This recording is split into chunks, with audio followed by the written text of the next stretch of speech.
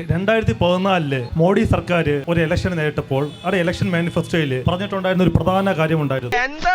Swiss ബാങ്കിലെ കള്ളപ്പണം തിരിച്ചു കൊണ്ടുവന്ന് 15 ലക്ഷം രൂപ ഇവിടെ ഓരോരുത്തരുടെ അക്കൗണ്ടുകളിൽ ഇട്ടു തരുമെന്ന് പറഞ്ഞിട്ടുണ്ടായിരുന്നു. മറുപടി ഉടനെ വേണം. കുറച്ച് വെയിറ്റ് ചെയ്യും, കയ്യോടെ തന്നുവിടാം. ഇവിടെ കുറെ വാഗ്ധോരണികൾ കൊണ്ട് നന്ദു ഇവിടെ കുറെ കാര്യങ്ങൾ സൂചിപ്പിച്ചു പോയി. നിയമം ആർക്കൊപ്പമാണ് എന്ന് ചോദിച്ചാൽ നിയമം വി ശിവൻകുട്ടിക്കൊപ്പമാണ് എന്നതിൽ യാതൊരു സംശയവുമില്ല. തോൽക്കുന്നതിന് തൊട്ട് മുമ്പ് വരെ ശുഭാപ്തി വിശ്വാസം വളരെ നല്ലതാണ്. കാരണം 2021 മുതൽ 2026 വരെ 5 വർഷക്കാലം നേമം മണ്ഡലത്തിലെ MLA ആയി ജനങ്ങളോടൊപ്പം നിന്ന് പ്രവർത്തിക്കാൻ കഴിഞ്ഞ ഒരു MLA ആണ്. അയ്യോ, ഓർമ്മിപ്പിക്കല്ലേ പൊന്നെ. രാവിലെ 6 മണിക്ക് ഒരു ഡോക്ടറെ കാണാൻ പേഷ്യൻ്റ് എങ്ങനെയാണോ OP ടിക്കറ്റ് എടുത്തിരിക്കുന്നത്, അതുപോലെ ഏത് സമയവും ജനങ്ങളെ കാണാൻ കാത്തിരിക്കുന്ന ഒരു MLA, അദ്ദേഹത്തെ സമീപിക്കാൻ കഴിയുന്ന ഒരു MLA, ആ MLAയുടെ പേരാണ് വി ശിവൻകുട്ടി. അത്രയും വേണം, കുറച്ച് കടുപ്പത്തിരിക്കട്ടെ. BJP MLAമാരെ പണം കൊടുത്ത് വാങ്ങുന്നത് പോലെ, MP മാരെ പണം കൊടുത്ത് വാങ്ങുന്നത് പോലെ വോട്ട് പണം കൊടുത്ത് വാങ്ങാനുള്ള ഇടപെടലാണ് കേരളത്തിലും നേമത്ത് നടത്തിക്കൊണ്ടിരിക്കുന്നത്. തോന്നി അതങ്ങനെ വരൂ, അതങ്ങനെ സംഭവിക്കൂ. 36,000 മൈനസ് 13,000 23,000 വോട്ട് BJPയുടെ അക്കൗണ്ടിലേക്ക് പോയതുകൊണ്ടല്ലേ, നിങ്ങൾ പണം കൊടുത്ത് വിലയ്ക്ക് വാങ്ങിയത് കൊണ്ടല്ലേ അന്ന് രാജഗോപാൽ ജയിച്ചത്? അതിലെന്തെങ്കിലും അത്ഭുതം കാണാനുണ്ടോ? ഉളുപ്പുണ്ടടാ ചക്കണക്ക്. നിങ്ങൾ എത്ര നാളായി കൂട്ടുകച്ചവടം തുടങ്ങിയിട്ട്? കോലീബി സഖ്യം ഇവിടെ BJP അല്ലേ തുടങ്ങിയത്? രാമൻ പിള്ളയെ ജയിപ്പിക്കാൻ വേണ്ടി കോലീബി സഖ്യം തുടങ്ങിയത് BJPയും കോൺഗ്രസും അല്ലേ? എന്നിട്ടാണ് നേമത്ത് വന്ന് ഇത് പറയുന്നത്. ആ പറഞ്ഞവനെ ഇങ്ങോട്ട് വിളിച്ചോണ്ടാ അടിച്ചവന്റെ കർണക്കുട്ടി ഞാൻ പൊട്ടിക്കും. നിങ്ങൾ വികസനത്തെ കുറിച്ച് പറഞ്ഞു. നിങ്ങൾക്ക് എന്തെങ്കിലും ഒരു യോഗ്യതയുണ്ടോ? നരേന്ദ്രമോദി 10 വർഷം മുമ്പ് പ്രധാനമന്ത്രിയാവുന്നതിന് മുമ്പ് ഇവിടുത്തെ ജനങ്ങൾക്ക് മുന്നിൽ ഒരു ഇലക്ഷൻ മാനിഫെസ്റ്റോ വെച്ചു. ആ ഇലക്ഷൻ മാനിഫെസ്റ്റോയിലെ ഒന്നാമത്തെ കാര്യം ഇവിടുത്തെ യുവാക്കൾക്ക് 2 കോടി തൊഴിൽ കൊടുക്കുമെന്നാണ്. അതിനൊന്നും ഇല്ലേ? ആ 2 കോടി തൊഴിൽ പോയിട്ട് ഇവിടെയുള്ള പൊതുമേഖലാ സ്ഥാപനങ്ങൾ മുഴുവൻ സ്വകാര്യവൽക്കരിച്ചില്ലേ? ഇന്ത്യൻ റെയിൽവേ യൂത്തിന് ഏറ്റവും കൂടുതൽ, യുവാക്കൾക്ക് ഏറ്റവും കൂടുതൽ തൊഴിൽ കൊടുത്തുകൊണ്ടിരുന്ന ഇന്ത്യൻ റെയിൽവേ സ്വകാര്യവൽക്കരിക്കുകയല്ലേ? അമ്മയ്ക്ക് എന്നോട് എന്തും പറയാം, പക്ഷെ വിവരക്കേട് മാത്രം പറയരുത്. അവിടെ ഇന്ന് എയർപോർട്ടുകൾ സ്വകാര്യവൽക്കരിക്കുകയല്ലേ? അങ്ങനെയുള്ള എത്ര പൊതുമേഖലാ സ്ഥാപനങ്ങളാണ് നരേന്ദ്രമോദി വന്നതിന് ശേഷം സ്വകാര്യവൽക്കരിച്ചത്? മനസ്സിലാക്കി കളഞ്ഞല്ല. 2016 മുതൽ 2020 വരെ ഇവിടെ രാജഗോപാൽ MLA ആയിരുന്നു. നേമം മണ്ഡലത്തിൽ എന്തൊക്കെ വികസനങ്ങൾ കൊണ്ടുവന്നു എന്ന് പറയാൻ, നിങ്ങൾ ചർച്ച ചെയ്യാൻ നിങ്ങൾ തയ്യാറാണോ? നിങ്ങൾ ചർച്ച ചെയ്യേണ്ടേ ഈ നാടിന് മുന്നിലേക്ക്? അങ്ങനെ ചർച്ച ചെയ്യാതെ ഈ നാട്ടിൽ ആർജിച്ച വികസനങ്ങളെ, ഈ നാട് ആർജിച്ച വിദ്യാഭ്യാസ മേഖലയെ ഒക്കെ തന്നെ അഴിമതിയാണ് എന്ന് പറയാണ്. എവിടെയാണ് അഴിമതി? പച്ചവെള്ളം ചവച്ചു കുടിക്കണ പഞ്ചപാവം. ഒരു മന്ത്രിക്കെതിരെ ഒരു അഴിമതി നിങ്ങൾക്ക് പറയാൻ കഴിയുമോ? കേരളം 10 വർഷം പിണറായി സർക്കാർ ഭരിച്ചു, പിണറായി വിജയൻ മുഖ്യമന്ത്രിയായി ഭരിച്ചു. ആ മന്ത്രിസഭയിലെ ഏതെങ്കിലും ഒരു മന്ത്രിക്കെതിരെ നിങ്ങൾക്ക് അഴിമതി ആരോപണം പറയാൻ കഴിയോ? സത്യം പറയുമെന്താ തല്ലണോ? തല്ലരുത്. നന്ദു ഒരു ദിവസം പറഞ്ഞാൽ തീരാത്ത വികസനങ്ങളെ കുറിച്ച് നേമം മണ്ഡലത്തിൽ ചർച്ച ചെയ്യാൻ LDF പ്രതിനിധിയായ ഞാൻ തയ്യാറാണ്. സമ്മതിച്ചേ? ആണല്ലോ. എനിക്കത് അറിഞ്ഞാൽ മതി. ശ്രീ ഉണ്ണികൃഷ്ണൻ അദ്ദേഹം എന്നെ ഭീഷണിപ്പെടുത്തി ചോദിച്ച ചോദ്യത്തിന്റെ ഉത്തരമാണ് ഈ കാണുന്നത്. മനസ്സിലായില്ല, മനസ്സിലാക്കി തരാം. ചരിത്രത്തിന്റെ ഭാഗമായി മാറിയ നേമം മണ്ഡലത്തിലെ വികസന പ്രവർത്തനങ്ങൾ എന്ന് പറഞ്ഞ് നേമം നന്മ എന്ന് പറഞ്ഞ് സഖാവ് ശിവൻകുട്ടിയുടെ മറ്റേ എന്തോ പറഞ്ഞില്ല വികസന പത്രിക, ആ സംഭവമാണ്. പക്ഷെ ഇതിനകത്ത് ശിവൻകുട്ടിയാണ് തിരുമല വില്ലേജ് ഓഫീസ് പൂർത്തീകരിച്ചതെന്ന് ഇതിനകത്ത് എഴുതിയിട്ടില്ല. അത് പിന്നെ ഇതിനകത്ത് ഞാൻ ഇവിടെ എണ്ണി പറഞ്ഞ ഒരു വികസനങ്ങളും ഇതിനകത്തില്ല. അദ്ദേഹം പറഞ്ഞ എല്ലാം ശിവൻകുട്ടി ചെയ്തതാണ്. എന്താണ് അച്ചടിക്കാൻ മറന്നു പോയതാണെങ്കിൽ എൻ്റെ ബഹുമാനപ്പെട്ട സുഹൃത്തിനെ ഞാൻ ഓർമ്മിക്കുന്നു, ഇത്തരം കാര്യങ്ങൾ ഇതിനകത്ത് വച്ചിട്ടില്ല.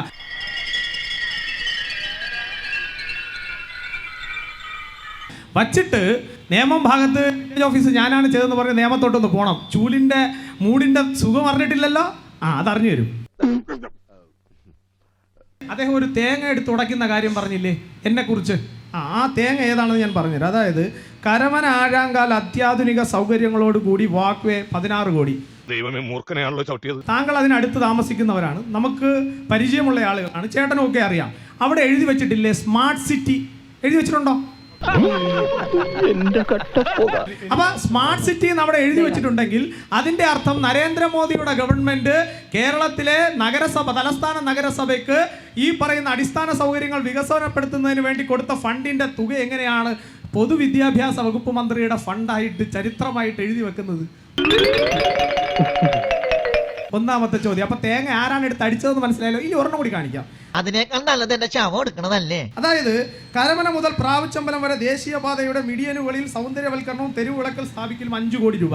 ഞാനും നിങ്ങളും ഒക്കെ അതിന്റെ കൂടെ പോകുന്നതാണ്. അവിടെ എഴുതി വെച്ചിട്ടുണ്ടോ സ്മാർട്ട് സിറ്റി എന്ന്? എംബ്ലം വെച്ചിട്ടുണ്ടോ സ്മാർട്ട് സിറ്റിയുടെ?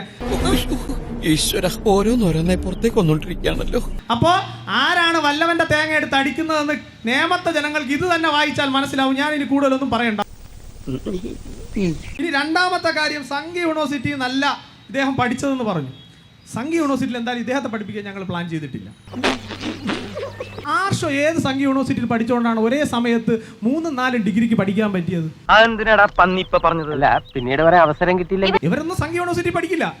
ഇവരൊക്കെ പഠിക്കുന്നത് പിണറായി വിജയൻ യൂണിവേഴ്സിറ്റിയിലാണ് പഠിക്കുന്നത്, അല്ലെങ്കിൽ മാർക്സിസ്റ്റ് യൂണിവേഴ്സിറ്റിയിലാണ് പഠിക്കുന്നത്. എങ്ങനെയാണ്? നിങ്ങളെല്ലാം കേട്ടില്ലേ ആർഷോ ഒരേ സമയം 2 ഡിഗ്രിക്ക് വേണ്ടി പഠിച്ചത്? കേട്ടില്ലേ? ഞാൻ നിനക്ക് എന്ത് ദ്രോഹം ചെയ്തടാ? എന്റെ കാലനായിട്ടാണോ അവനെ കൊണ്ട് കെട്ടിയെടുത്തിരിക്കുന്നത്? ഇനി വാഴക്കുല എഴുതിയ ഉപജ്ഞാതാവിന്റെ പേര് പോലും അറിയാത്ത ഒരാൾക്ക് ഡോക്ടറേറ്റ് കൊടുത്ത് അറിഞ്ഞോ? അത് സംഘി യൂണിവേഴ്സിറ്റി പഠിച്ചിട്ടാണോ? കൊല്ലെ ഇതിലും ഭേദം മരിക്കുന്ന. ഞാൻ ബഹുമാനപ്പെട്ട LDF-ന്റെ പ്രതിനിധിയോട് പറയുന്നു, നിങ്ങളുടെ കാലിലെ മന്ത് എന്റെ കാലിലേക്ക് തിരികണ്ട. അത് സ്വയം ഒരു അലങ്കാരമായി, ഈ പറയുമല്ലോ ആസനത്തിൽ ആലുകൾ നിർത്താൽ അതും അലങ്കാരമായി പിടിക്കുന്നവൻ എന്തും പറയാം. നിർത്തി അങ്ങ് അവമാനിക്കുവാണെന്ന്. എൻ്റെ ചോദ്യം ബഹുമാനപ്പെട്ട സ്നേഹം നിറഞ്ഞ BJP-യുടെ പ്രതിനിധിയോടാണ്. ചോദിക്കാൻ എന്റെ അമ്മൂമ്മയുടെ ചോദ്യം. 2014 മോഡി സർക്കാർ ഒരു ഇലക്ഷൻ നേരിട്ടപ്പോൾ അവിടെ ഇലക്ഷൻ മാനിഫെസ്റ്റോയിൽ പറഞ്ഞിട്ടുണ്ടായിരുന്ന ഒരു പ്രധാന കാര്യമുണ്ടായിരുന്നു. സ്വിസ് ബാങ്കിലെ കള്ളപ്പണം തിരിച്ചു കൊണ്ടുവന്ന് 15 ലക്ഷം രൂപ ഇവിടെ ഓരോരുത്തരുടെ അക്കൗണ്ടുകളിൽ ഇട്ടു തരുമെന്ന് പറഞ്ഞിട്ടുണ്ടായിരുന്നു. അത് കഴിഞ്ഞ് പല വർഷങ്ങളായി പല പ്രാവശ്യം കോൺഗ്രസിന്റെയും മറ്റു പ്രതിപക്ഷ പാർട്ടികളുടെയും പലരുടെ ചോദ്യത്തിനും നരേന്ദ്രമോദി പ്രത്യേകിച്ച് മാധ്യമങ്ങളുടെ മുന്നിൽ വരാറില്ല. ഈ ചോദ്യത്തിന് മറുപടിയില്ല, ചെയ്തിട്ടുമില്ല. എടാ ബുദ്ധിമാനം, നീ ഒരു മഹാനാട്ടോ. പിന്നെ പെട്രോളിന്റെ 50 രൂപയുടെ കാര്യമൊന്നും നമുക്ക് ഏവർക്കും ഇവിടെ ഇരിക്കും, എല്ലാവർക്കും അറിയാവുന്നതാണ്. അതിനെക്കുറിച്ചും പറയുന്നില്ല. ഇനിയിപ്പോൾ പറഞ്ഞാൽ ഇപ്പോൾ ഇനി വേറെ ചില കാര്യങ്ങളോട്ട് പോകും. മിസ്റ്റർ തോമിച്ചൻ, എന്തോ ഒരുപാട് നേരമായി ചൊറിയുന്നു. ഈ പറഞ്ഞ BJP-യുടെ സർക്കാർ പ്രകടന പത്രികയിൽ അങ്ങനെ ഒരു വാക്കില്ല. താങ്കൾ പറഞ്ഞ വാക്ക് തെറ്റാണ്. അതായത് പ്രകടന പത്രികയിൽ ഈ പറഞ്ഞ താങ്കൾ പറഞ്ഞ സ്റ്റേറ്റ്മെന്റ് ഇല്ല. അതിനോട് പ്രസക്തിയില്ല. ഈ പറഞ്ഞ 5 ലക്ഷം പേർ 15 ലക്ഷം രൂപ കൊടുക്കാമെന്ന് പറഞ്ഞ സ്റ്റേറ്റ്മെന്റ് ഈ NDA-യുടെ പ്രകടന പത്രികയിൽ 2014 പ്രകടന പത്രികയിലില്ല, 2019 പ്രകടന പത്രികയിലില്ല, 2024 പ്രകടന പത്രികയിലില്ല. നീ ഒന്നും പണയണ്ട. അത് പറഞ്ഞത് ഒരു പ്രസംഗ മധ്യയിലാണ് ഈ വിഷയം പരാമർശിക്കുന്നത്. പറയുന്നത് ഇങ്ങനെയാണ്: സ്വിസ് ബാങ്കിലുള്ള കോടിക്കണക്കിന് രൂപ കേരളത്തിലേക്ക് തിരിച്ചു കൊണ്ടുവന്നു കഴിഞ്ഞാൽ ആ കൊണ്ടുവരുന്ന തുക നമ്മൾ ജനങ്ങൾക്ക് വീതിച്ചു കൊടുക്കാൻ തീരുമാനിച്ചാൽ ഏകദേശം അത് 15 ലക്ഷത്തോളം വരും. ആര് പറഞ്ഞു? ഭഗവാനെ, ഇതെന്തൊരു ലോകം, എന്തൊരു നുണ. പിന്നെ പറഞ്ഞത് 56ന്റെ നെഞ്ചൽ. ഞങ്ങൾ ആരും അടക്കം വരുന്നില്ല.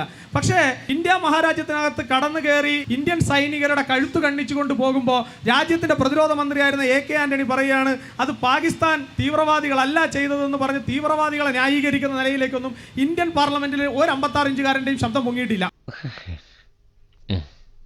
ഇന്ത്യക്കകത്ത് കടന്നു കയറി വന്ന് ഇന്ത്യൻ മണ്ണിൽ ഏതെങ്കിലും ഒരാൾ ഒരു അക്രമ സംഭവത്തിന് നേതൃത്വം കൊടുത്തിട്ടുണ്ടെങ്കിൽ അവന്റെ വീട്ടിൽ ചെന്ന് അവന്റെ കതക് മുട്ടി തുറന്ന് അവനെ കാലപുരിക്കയച്ച ഒരു രാഷ്ട്രീയമുണ്ടെങ്കിൽ ആ രാഷ്ട്രീയത്തിന് 56 ഇഞ്ചിന്റെ നെഞ്ചളവുണ്ടെങ്കിൽ ആ നെഞ്ചളവന്റെ പേര് നരേന്ദ്ര ദാമോദർ ദാസ് മോദി എന്നാണ്.